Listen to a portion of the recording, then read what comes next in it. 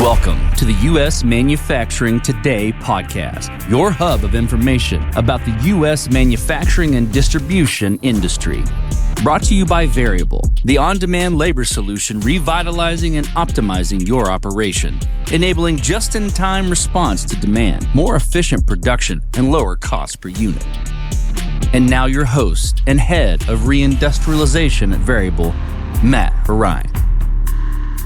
Welcome to U.S. Manufacturing Today, the podcast powered by Variable, where we talk with the leaders, innovators, and changemakers shaping the future of American industry, along with providing regular updates on the state of manufacturing, the changing landscape, policies, and more.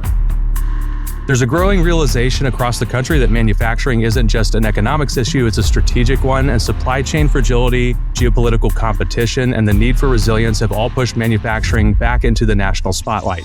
Reshoring production at scale isn't just about policy, it requires fundamentally new ways of making things. Today's guest is building exactly that. James DeMuth is the CEO and co-founder of Seurat Technologies, a company pioneering next-generation metal additive manufacturing designed to scale production in ways traditional casting and machining cannot. With more than 140 patents and a background at Lawrence Livermore National Laboratory, James sits at the intersection of advanced science and real-world manufacturing execution. His work has the potential to reshape how products are designed, produced, and sourced, with major implications for cost, sustainability, and national security. Today, we're going to talk about what it actually takes to reshore manufacturing in 2026, how metal 3D printing is evolving from prototype to production, and why this technology could fundamentally change the industrial landscape. James, welcome to U.S. Manufacturing Today. Yeah, thank you for having me. We are excited to have you on because this is a very interesting topic and something our audience would love to learn more about. But would love to start with your background and your time at Lawrence Livermore National Laboratory and what initially drew you to advanced manufacturing and material science. Yeah, I was at Livermore for a little over 6 years, initially there to work on what's called the LIFE program. So at Livermore, they got this facility called the National Ignition Facility, or the NIF, which essentially is NNSA funded for nuclear weapons stockpile stewardship. And they fire shots roughly once a day to do research and development. We were working on a program that said, that's nice. What if you were to instead fire it 12 to 16 times a second and turn it into a power plant? And ultimately, how do we get green energy based off of seawater, fusion power? Obviously, there's a lot you have to figure out to go from photons coming in to electrons going to the grid and do that at a positive energy generation ratio. One of the main issues we found there was actually in the physical structures of the fusion chamber. It had to be made of a material that could withstand high temperature cyclic fatigue environment, as well as being bombarded by 14.1 MeV neutrons, and also need to qualify for shallow land burial, among a variety of other restrictions. And this meant that there was not a whole lot of alloys to choose from. The one that we found that really worked best for us was an alloy that couldn't be welded, it couldn't be cast, but it could be 3D printed. And 3D printing also gives you the ability to do next level geometries with complexity almost for free. So it seemed like a great fit, except for the fact that 3D printing was so slow, it was going to take over 200 years, 2 centuries to print one of these fusion chambers with the best of the industry technology.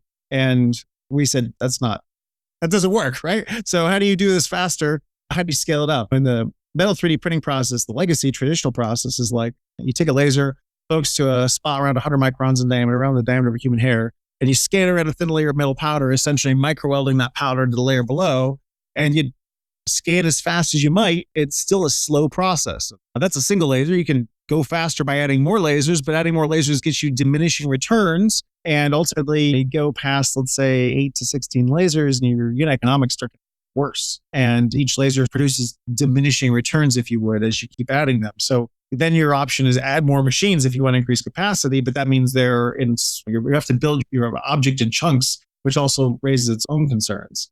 And so we said, how do we scale this process? How do we do this better? And we eventually figured out, if you make the analogy, traditional laser powder bed fusion is like writing a letter with a pen. We figured out how to enable the printing press, right? How do you do this in a massively parallel way? You can use a similar analogy of a serial process. It's like a CPU, right? On compute. How do you change that to the GPU equivalent? And that's effectively what we've commercialized here at Seurat. Essentially, what we developed at Livermore was essentially a large area projection. So instead of a 100 micron spot, we're projecting an area 10,000 times larger. So about the size of a postage stamp or a centimeter on a side. And then we project it down to the powder bed, but on its way down, we embed high resolution image inside of it with 10 micron pixels. So you've got 10 times the resolution, 10,000 times larger the area. And that allows you to have very high throughput and very fine resolution at the same time. And you repeat this process 40 times per second. That's where we start. That's our first production system. And that allows you to get to some pretty compelling throughput rates, and all while maintaining resolution, quality, and also unlocking this next level of cost. It was really that capability. This architecture we're on, it's got incredible scalability as well. So much so that when we run the math, it allows you to say, all right, this 200-year endeavor to print a fusion chamber, we get that into less than a week. And that's the kind of scale that we're talking about as we proceed down our roadmap through our machine development and deployments. Incredible to think about it in terms of that timeline compression and that level of scale, turning deep science into real manufacturing capability and capacity is the founding vision behind your company. And taking a step back and looking at what it actually takes in this environment and this reshored environment, and where we're looking at building and making things again. There's a lot of discussion around reshoring, but from your perspective, what does it actually take to bring that kind of production back? And to double down on that, why haven't traditional methods like casting and machining been enough to fully reshore at scale? Casting needs a lot of tooling. Machining needs tooling too, right? Fixtures and so forth. We see ourselves as competing with, let's say, machining preforms as well as casting, and eventually some forming technologies or forges, right? The machining world we see as complementary on the whole part, which is why I specify machining preforms. We see we've got an ability here to print those preforms more cost effectively than they can be roughed out from or hogged out from a block. Not only that, there's a lot less waste material, which is emissions aspect, which we can get into later. The whole process of generating tooling greatly extends timeline. Now, casting, you get to some incredible costs, but if you're going to run a large volume casting, so castings get cheap as you go to high volume. You need to have robust tooling, which takes a lot of development if you want to have that last through your high volume production run. And that takes time. And so you're talking about, hey, I want to go to production with this. It could be 6 months, it could be a year to actually get that production line built, operational, and get your parts out. And then because you spent all this money investing in it, you make a lot of it. And you made a lot of parts, you've made them all in one location, but that's not where they're going to be used. They're going to be used around the world potentially. And so that means that they need to then be distributed around the world and then stored, because you've made, let's say, 10 years worth of stock. You didn't just make what you needed because it was so much effort to put it in place. You need to make it worth your while. Contrast this with the vision of additive. Additive at scale can now start to talk about, we're going to make those parts where they're needed, when they're needed. You've got digital inventory for those parts, digital warehouse. And when you're ready, you have it made locally. And you reduce warehousing costs, you reduce distribution costs, and you've got an incredible flexibility to say what you need. Now, this, I'd say the whole additive isn't that large scale. And so the high volume aspect of castings, additive is not able to compete with that. So castings and traditional manufacturing technologies have their hands tied behind their back. They've got a lot of restrictions on how they can make parts, and it's slow, right? This is the whole classical hardware is hard. It takes a lot of money and it takes a lot of time to make it. Additive has the opportunity to digitize manufacturing and make hardware behave more like software. The additive approach is what enables that. Now, that makes a lot of sense. And from two perspectives there, the timeline compression and the ability to scale quickly without the traditional concerns around where you're making and storing things, or some of the regulatory environment that holds that back, really clarifies the picture. For listeners who may not be deeply familiar with 3D printing, how is Seurat's approach to metal additive manufacturing different from a traditional 3D printer? Like, where's the jump from what somebody may think of as commercially available 3D printer? They've been doing this for a couple of years. What's the main jump for your company? At a high level, the fundamental difference here is about scale. It's about the ability to increase the throughput of your process at the right economics while maintaining quality. Metal additive today, there's three main types of it, right? You got your laser powder bed fusion, which is done in rockets and done in medical implants. It's done in really high-end applications because it's expensive and it's slow, but it can deliver high quality things. And those are really the three main factors that you need to address when you're talking about additive competing with conventional manufacturing, right? You need to be fast, you need to have high quality, and you need to be low cost. If you don't do all three of those things together, you're not competitive. Today, additive is doing at most one or two of those things, but never all three. And that's the problem, right? So I just described laser powder bed fusion. It's high quality, but it's expensive and slow. right? And then you got stuff like directed energy deposition. It's basically a welder mounted on a 6-axis robot. Great for repair of parts, right? It's really low resolution. Your weld pool might be the size of your thumb. It can print a lot of material really fast. So it's fast, it's cheap, but low quality.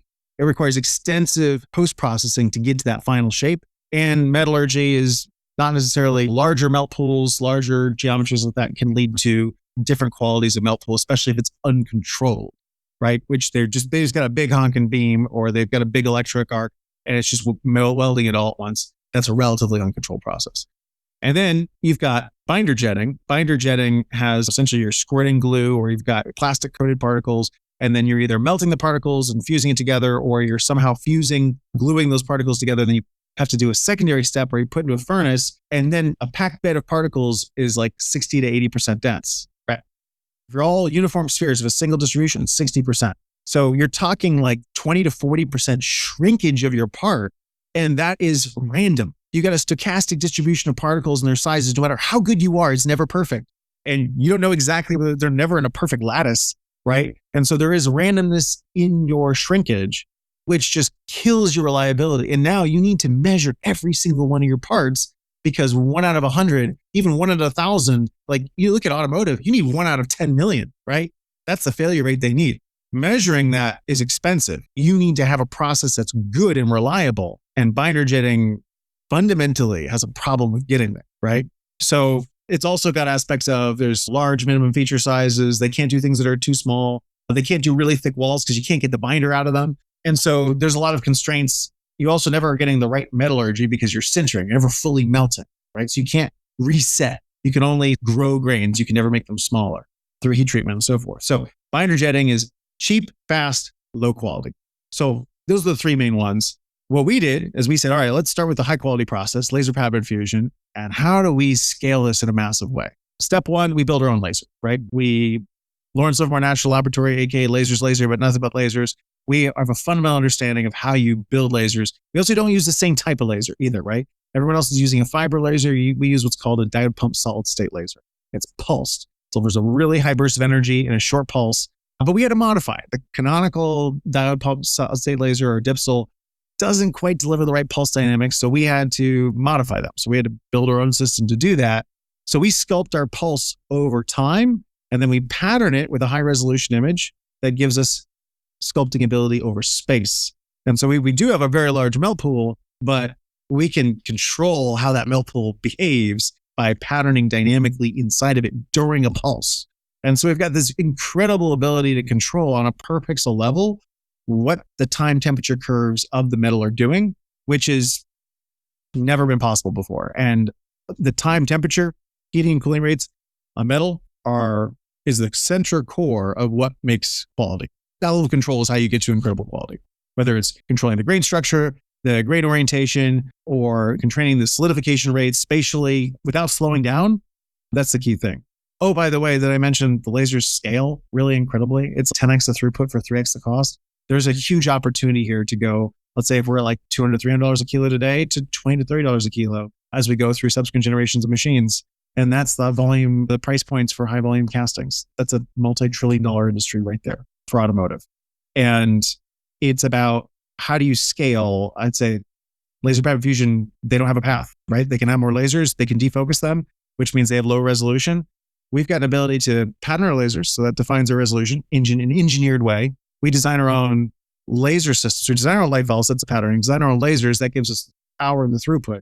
So you've got the axis of throughput, you got the axis of quality, and it turns out for us, and for pretty much everyone else, as you make the lasers bigger, they get more efficient and more effective, and you get better utilization of them, so you get a lower cost.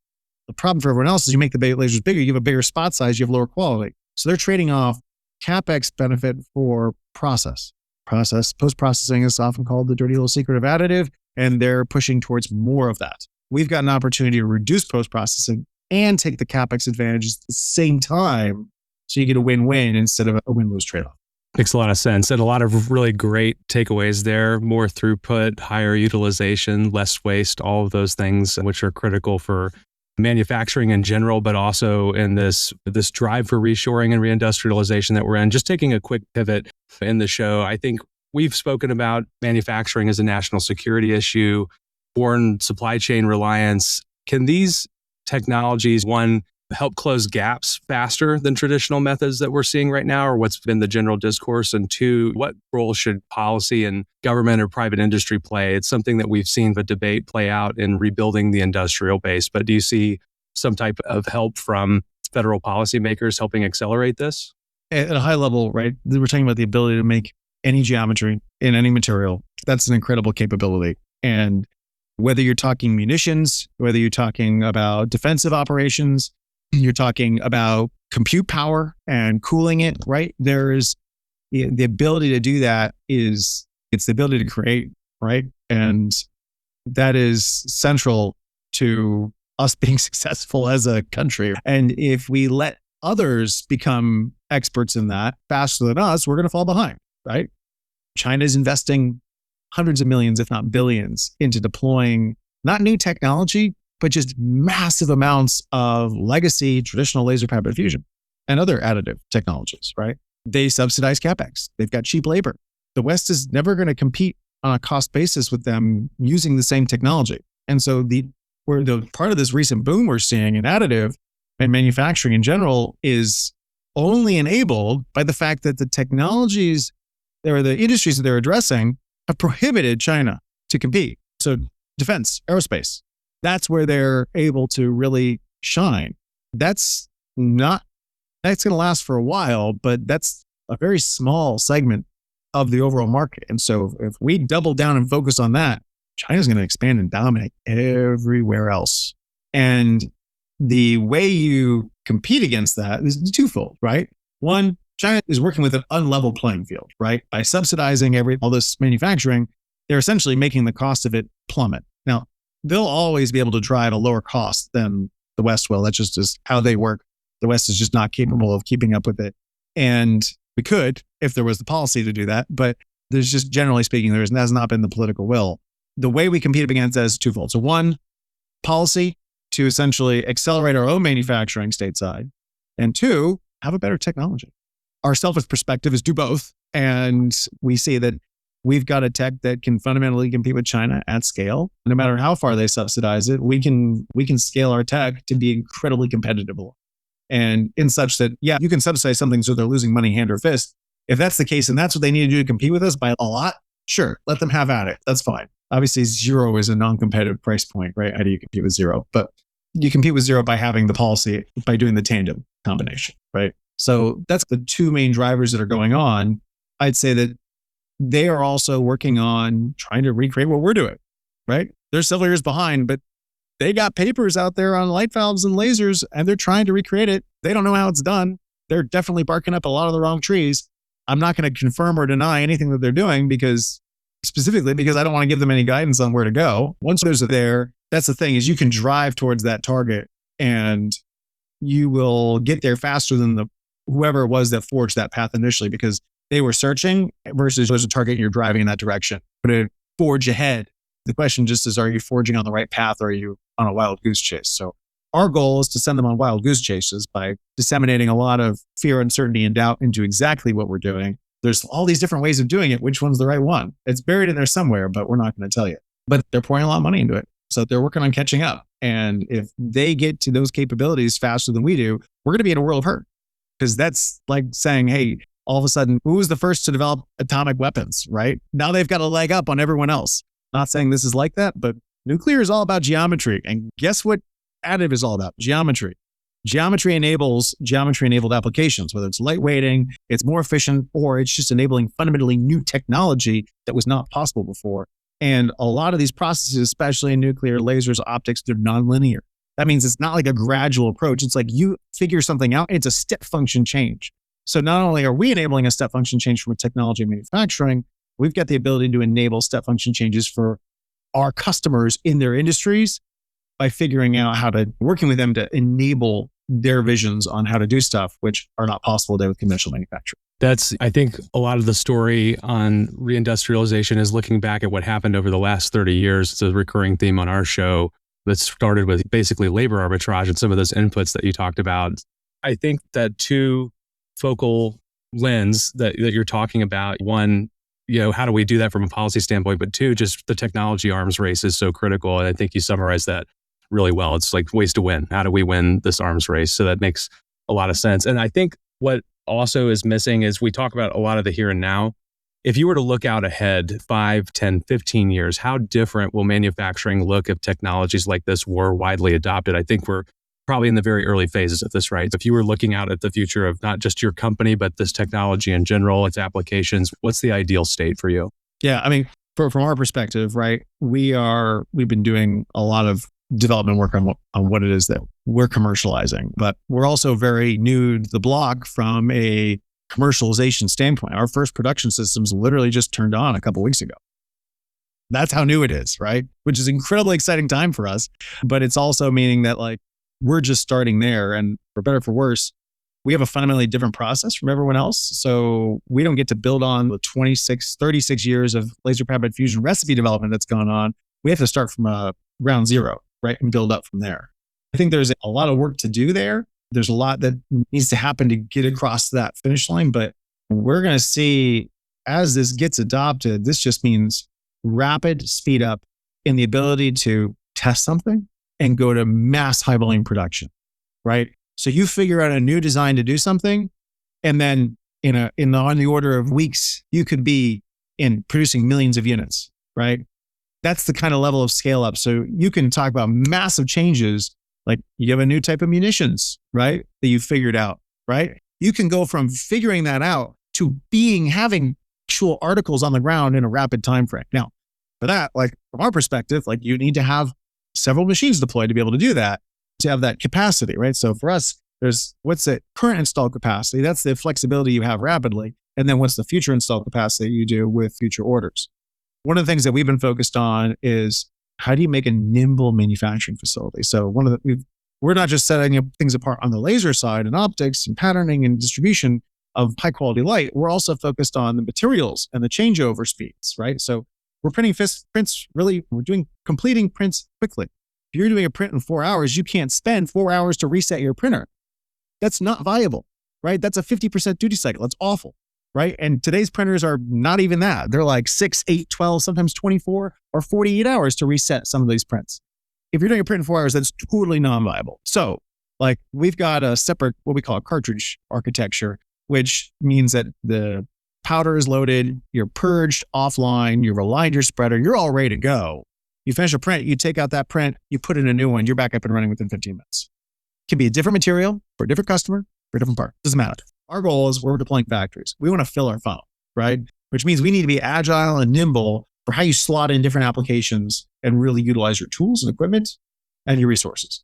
But this also means that there's an opportunity to say, hey, we work with different organizations that maybe they'll help fund a factory deployment. But when they come a calling, we drop everything and do their parts, fulfill their stockpile, right? That they just depleted doing XYZ activity. So that nimbleness in manufacturing is also baked into what we're doing selfishly for our own purposes, because we want to make sure that we can utilize our systems to the fullest extent possible. My background's in energy systems, which is all about efficiency. We have to use our equipment to the best possible. Otherwise, it's going to irk me. No, that's, I think, the challenge for most manufacturers is finding that level of efficiency, but you maybe take a whole new speed to that for sure. For listeners now who are just maybe getting exposed to this concept or like the factories of the future or how these are distributed in the future or how we become more digital or more automated, what should they be doing today to prepare for that kind of future? I caught a couple things there in the last answer, preparing for that rapid scale up, preparing to be able to change parts more quickly and to have more flexibility and agility. But those are a lot of times, from my side, I give a lot of buzzwords like that. If you were talking to a manufacturer today that was looking to make this step level change, what advice would you give them to maybe start thinking about it? Yeah, I mean, there's different people in different areas of different organizations that you work with at different times, right? And so you're always talking to a variety of folks. Manufacturing groups and supply chain groups are going to look to say, all right, I need to make this part. I don't want to change the geometry. I just want to make this part. I want to make more of it. That's an easy, quick, enabling path. We can do that very effectively. No change needed. Then you've got the folks that are in R&D that are trying to push the bounds of what's going on. And you've got a crossover area where, hey, they're like, let's make this part again. But, you're a new manufacturing process. So we technically need a new part number. And then they go, since we have a new part number and it takes us like 6 months to get a new part number entered into our system, we could maybe make a couple small tweaks to the design because now we can. And we can get better benefits because of that. And now you go down the slippery slope to not only designing yourself in, but you have enabled new capabilities. What you got to watch out for is that can take time, right? So you want to do things rapidly, but you also want to enable that customer to do more, right? And do more at a better price. You can make a lot of analogies. I like the electricity GPU analogy here, which is that the ability to make anything at relevant cost points is almost like electricity, right? We know it's going to be useful, but we don't know how. The problem is when electricity was invented, no one knew what the GPU was, right? But electricity has enabled the GPU. If there was no electricity, there'd be no GPU. We are at that sort of forefront where we're enabling new things to be made, new capabilities. But what creativity, whether it's personal or AI or combination, does with that is what's going to become very exciting, right? We often give the water bug example, right? There's a water bug, and nature inspired is like the way to do things, right? You've seen like the hyper trains in Japan, they were making like blast waves and they put in a kingfisher, nose to effectively dissipate that. The water bug example is like there's a water bug that's got a little hairy mesh around its body that is finally woven enough together that holds off the surface tension of water, and then you get oxygen diffusion and CO2 diffusion in and out of that bubble, and it has its own self-contained underwater breathing apparatus, right? Imagine that's all geometry driven. Imagine if you scaled it up and you made this effectively like an underwater lung. Now you have enabled something that is larger to not need to get oxygen from outside or have some crazy expense. It's a passive system. And now you've enabled either people to be underwater indefinitely, you've enabled subs to be underwater indefinitely, right? Or if you enabled underwater dwellings to be underwater indefinitely, at least from that mechanism, all because of a bug. What else is out there, right? And it's that creativity that's going to unlock crazy stuff that we can't even dream of now, but we need to have the tools. And that's what we're putting in place is the tools to unlock that creativity so we can all take that next level step in making parts, making new capabilities, applications, even new fields of science and development and engineering, because that's what's exciting, right? So when you look about 10 to 15 years in the future, I can only hope that we're enabling that to be the case because of what we've enabled on the manufacturing side. Yeah, absolutely. The groundwork is certainly being laid right now for something very exciting. And to your point, something we may not even know of yet. So that is a very compelling story about your company. And it sounds like you just launched production, and what's next for you guys in the next couple of months here and as you go to market?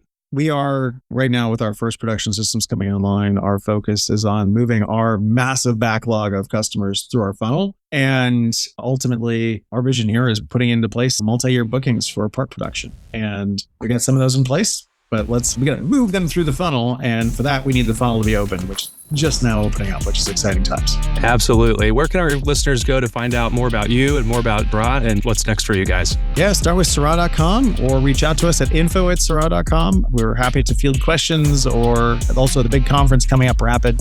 We've got some different posts on LinkedIn if you want to check out what we're doing there. For different opportunities to learn more about what's going on at Seurat. Those are probably the quickest and easiest ways to go. And we're always looking for bright-minded individuals and different capabilities to accelerate what we're doing. Excellent. Thank you very much for joining us today, James. I've learned a lot, and obviously it's great for our audience because this is the future, and we were really excited to have you. So thanks a lot. Thank you, Matt. Glad to be here. What James and the team at Seurat are building represents a glimpse into the future where advanced manufacturing enables not just efficiency, but resilience, sustainability, and strategic independence. As the U.S. looks to reindustrialize, innovations like this won't just be helpful, it'll be essential. To stay ahead of the curve and to help plan your strategy, please check out our website at variableapps.com and under the resources section titled Trump 2.0, where you can see the framework around upcoming administration policies and how they will impact you as a manufacturer. If you're on socials, give us a follow on LinkedIn, X, Truth, or Instagram. And if you're enjoying the podcast, please feel free to follow the show on Apple, Spotify, or YouTube and leave us a rating. And don't forget to subscribe. Thank you again for joining us and learning more about how you can make your way.